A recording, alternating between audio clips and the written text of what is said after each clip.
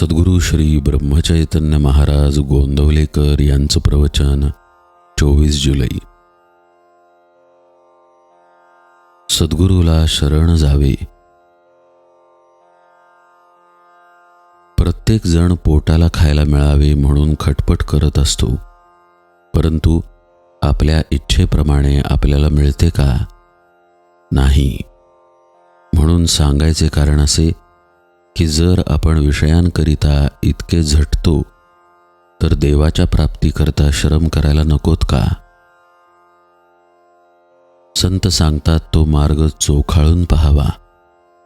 एकदा ठाम विचार करून आपण ज्याला गुरु कल्पिला तो सांगेल तेच साधन मानावे.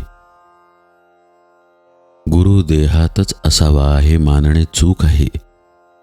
गुरु हे देहात कधीच नसतात.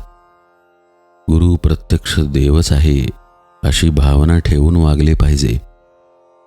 अशी भावना ठेवून वागले म्हणजे गुरु कसाही असला तरी तिथे प्रत्यक्ष देवाला येणे भाग पडते. गुरु सांगेल तसे आपण नेहमी साधन करीत राहावे. तसे साधन करीत राहिले म्हणजे आपल्याला देवाची प्राप्ती होते. गुरु नामाशिवाय दुसरे काय सांगणार? त्यातच आपण सदा राहावे. जो खरा साधनात राहतो त्याला या सर्व गोष्टी आपोआपच साधत असतात. म्हणून आपण गुरुला अनन्य शरण जाऊन तोच सर्व करतो आहे हे मानून जे होईल त्यात आनंद मानीत जावा. भगवंताबद्दल जिज्ञासा उत्पन्न होणे ही खरी भाग्याची गोष्ट आहे. असा जिज्ञासू शिष्य भेटला तर गुरुला देखील आपले स्वतःचे सार्थक झाले असे वाटते. श्रीरामचंद्रांची जिज्ञासू अवस्था पाहून वसिष्ठांना फार आनंद वाटला आणि ते साहजिकच आहे. संतांनी एकच देव, एकच साधन आणि एकच गुरु मानला. त्याचप्रमाणे आपण एका नामात राहण्याचा प्रयत्न करावा. मुलगा हसत खेळत असताना बाप त्याला घेतो, पण रडू लागला की खाली ठेवतो. याच्या उलट मुलगा रडत असला तर आई त्याला घेते. हाच देवामध्ये आणि संतांमध्ये फरक आहे. बर्फामधले पाणी काढले तर काहीच उरत नाही.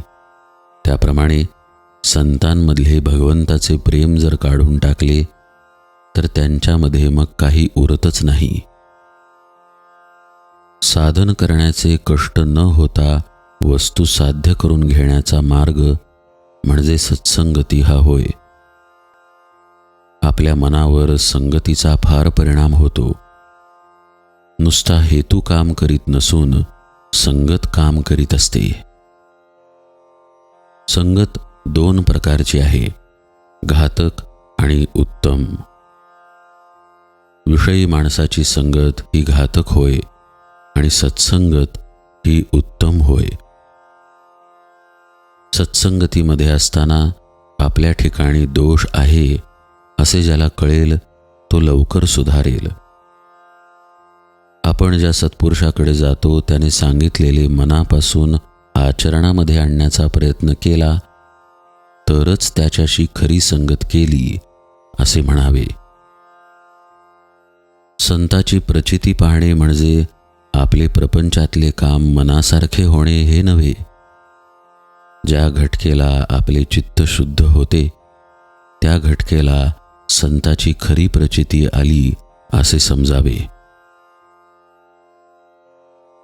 संतांना ओळखण्यासाठी अनुसंधानाशिवाय दुसरे साधन नाही.